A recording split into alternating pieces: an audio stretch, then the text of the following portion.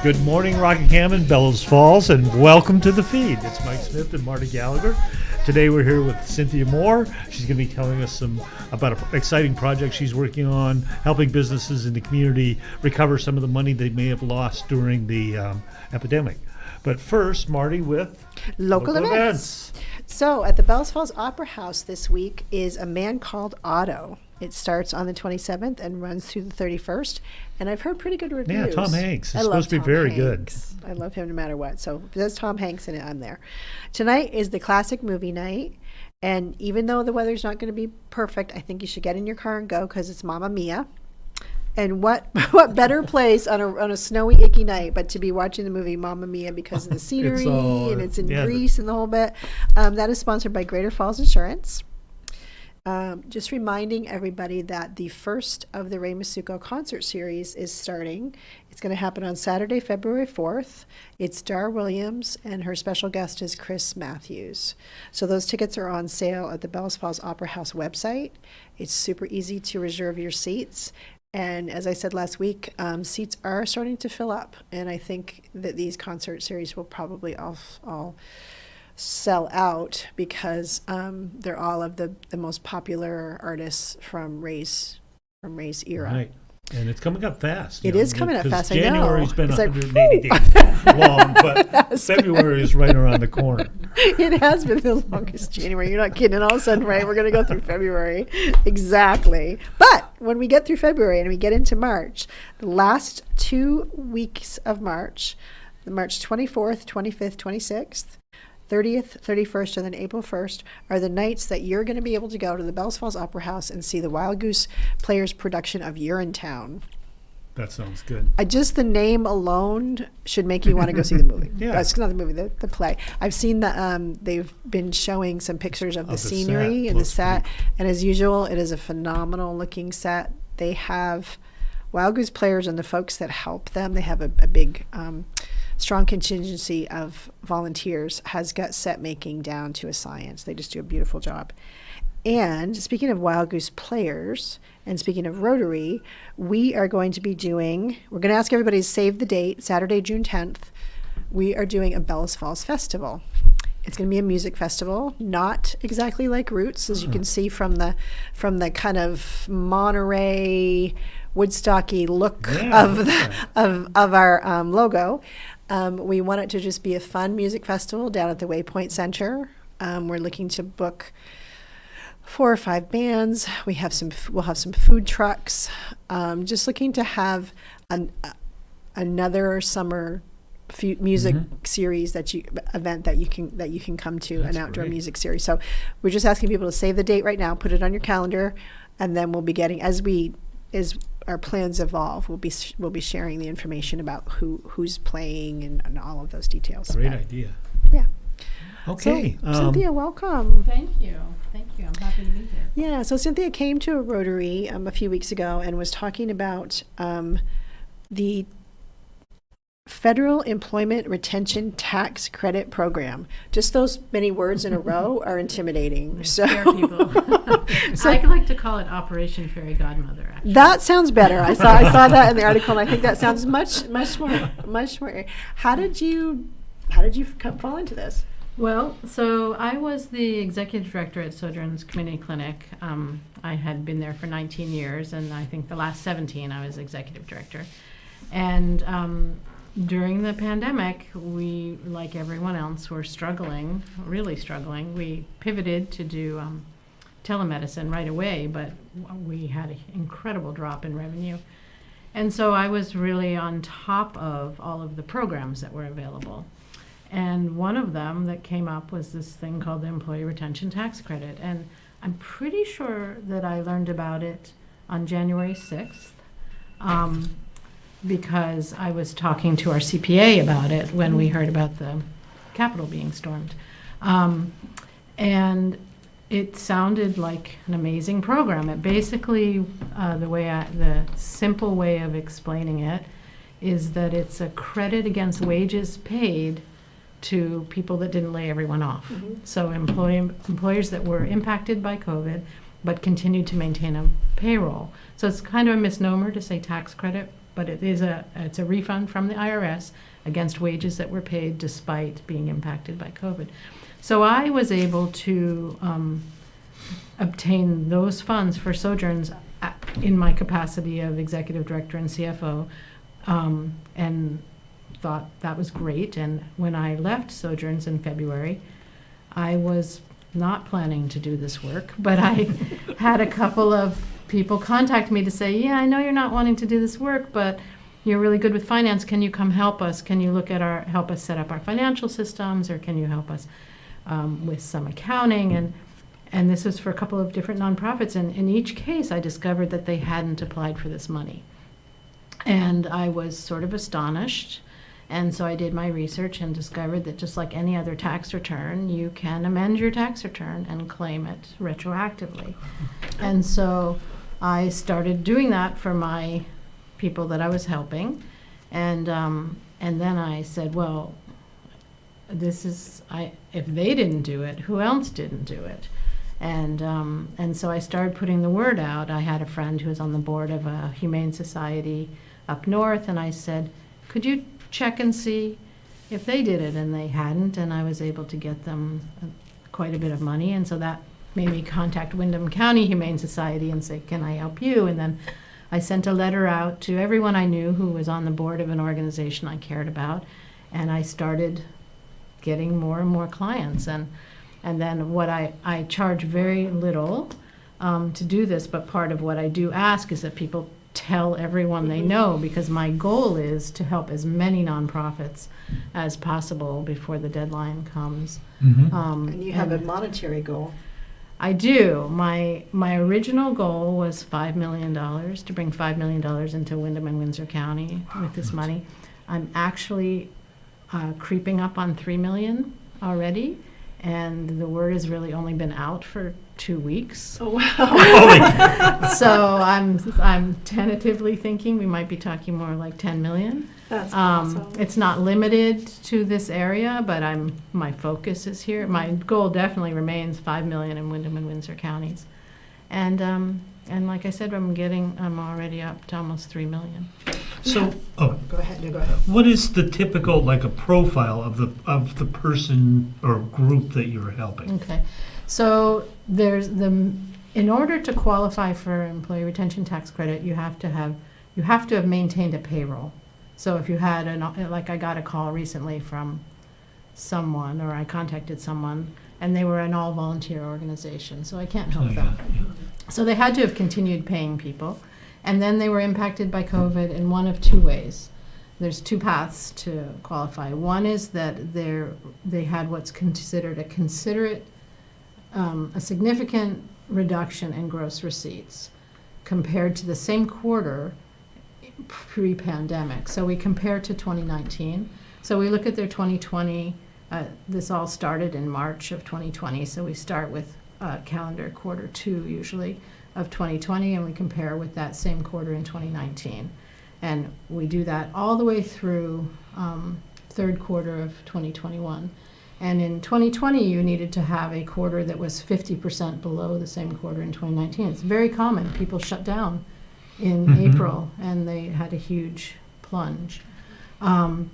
So one way, the easiest way to do it, that's very straightforward, is did you financially have a significant reduction in gross receipts? The second way is that if you were shut down and you had either a full or partial shutdown by government mandate, then even if you pivoted and were able to, find a way to make revenue, if the part of your business that was shut down had been a significant part before the pandemic, then you qualify.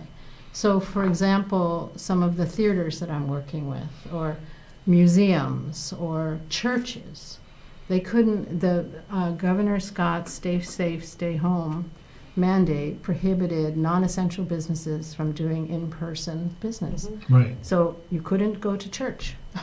And so They couldn't collect money in church. Right? Exactly. Yeah. So those are the two things. Yeah.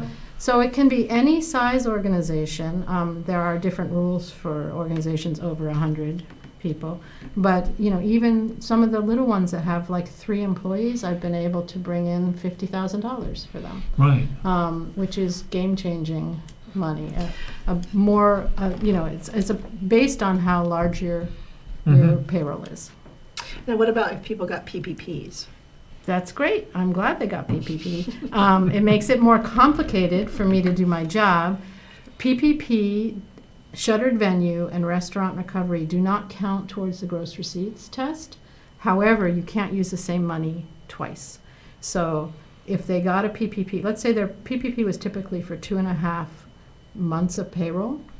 So let's say in the quarter, which is 3 months, their payroll was $100,000 and they got $80,000 in PPP. I can only count $20,000. So you either would get 70% of that $20,000 probably in 2021 or 50% in 2020. So we just have to back it out, which makes my work more complicated, but it doesn't mean you can't recover get it. that money. Yeah. Yeah, you just don't get to count those same wages twice. What I find actually fascinating is I felt I was pretty up on all of the things that became available during COVID. I was watching a lot of webinars and trying to stay real. And I never had even heard of it. And Yeah. it sounds like it came out pretty early on. Yeah, as I said, I think it was January 6th, but I'm not sure. I know that's when I was talking to my accountant, or the CPA for Sojourns, and I remember her saying, "Oh my God, this is game changing for our community." And the feedback that I've gotten from almost everyone, either directly or in the way they meet me, is that it's so complicated. Yeah. They just said, "Oh my God, I can't deal with this. It's too complicated." And also the name being Employee Retention Tax Credit makes people think that it's a credit against the tax they pay. Yeah. Because they're a nonprofit, they didn't pay tax. And that's not what it is. It's actually a refund against wages paid. Well, then That's a really why good didn't they point, just though. call it that? Well, because they probably didn't want everyone to take it. I mean, it is Exactly. very lucrative. It is the most. I mean, Paycheck Protection was great, but this could, for a shuttered venue, for example, they could qualify for up to 5 quarters. And in 2020, there's a limit. You only count the first $10,000 of wages or qualified health expenses per employee. So the max credit for 2020 is $5,000 per employee. But for 2021, it is 70% of up to $10,000 in wages per quarter. So there's a potential of $21,000 per employee in 2021 and $5,000 in Wow. 2020. That is So it is. game-changing. I mean, if you had 10 employees that all made over $40,000, let's say, then you would be eligible for $70,000 for that quarter. And you have that. And part of what the other piece is, some people think they knew everything about this, but it's actually very complicated, and there's a lot of nuances. There's something called an alternative quarter, which means in 2021 you get to actually say your finances. Say the previous quarter you were 58% of the same quarter in 2019, but this quarter you're 90%. You actually get to claim this quarter as well because you get to look back to the previous one.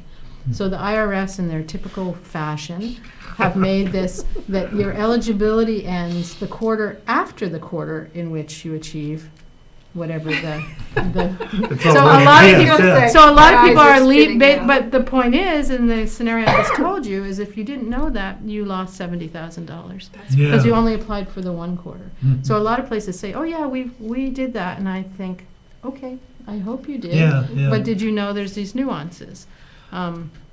So it's So you're doing a great service because you're helping out and I'm not saying nothing bad about not-for-profit organizations, but they typically don't attract financial wizards. nerds, you mean? Yes.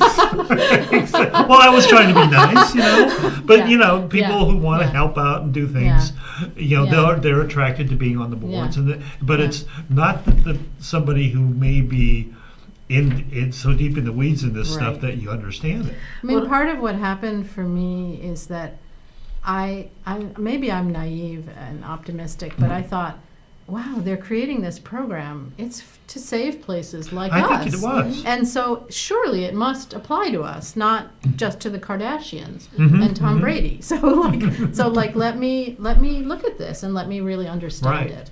And then when I realized, I mean, I just don't want those nonprofits to leave that money on the table.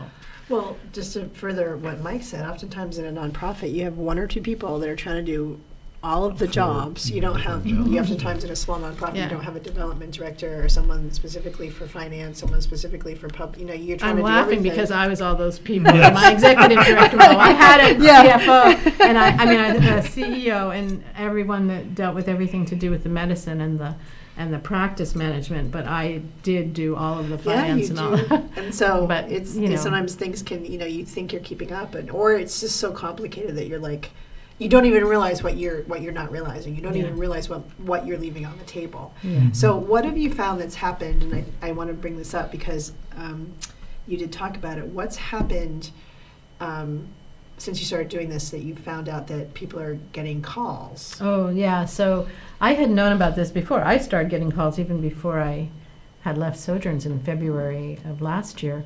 But all of these companies have sprouted up that provide this service for you for the very reasonable, and I'm being facetious, fee of 15 or more percent. And so people are even getting robocalls now. But this is a very lucrative business because some of the paydays are very large, but people are getting intimidating calls with what I consider to be predatory practices. And some of them, I got one at one of the places where I contract that said if you qualify, if you even had to wear a mask at work, you qualify. I mean, so they're giving misinformation, they're charging predatory rates, and they're using actually kind of intimidating practices. And that was part of why I really wanted to do this, to be like, oh my goodness. And I can actually speak to that. We were talking about it. So literally, I wouldn't have known if you hadn't come to Rotary and spoke on it. I probably would have been on this conversation forever with this person. I got a phone call yesterday at work asking for someone that didn't work there, and I said, well, no, can I help you? This is a very important legal matter, and I can only speak to the person in charge. So, well, you are speaking to the person in charge. So then he introduced himself, and he started talking about the program, and he said, I'm positive you qualify.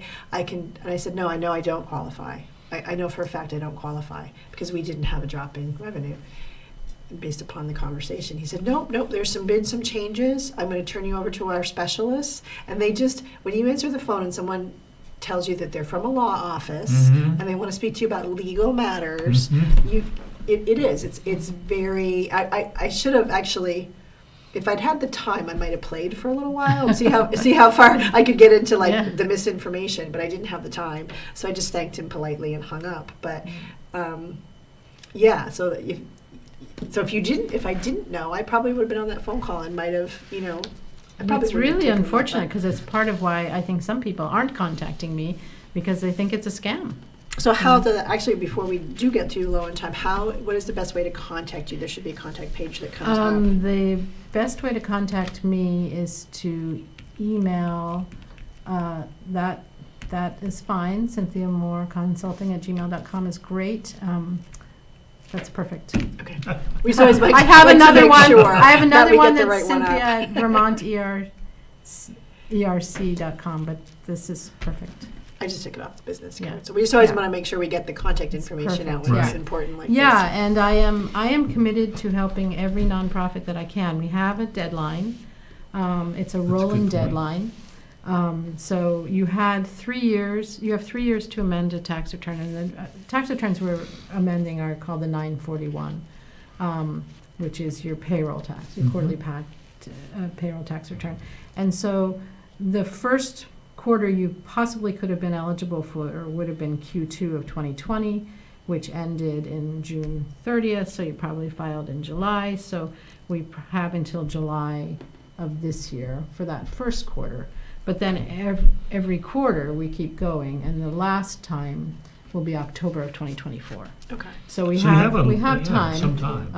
And 2021 is the year that is where the big money is.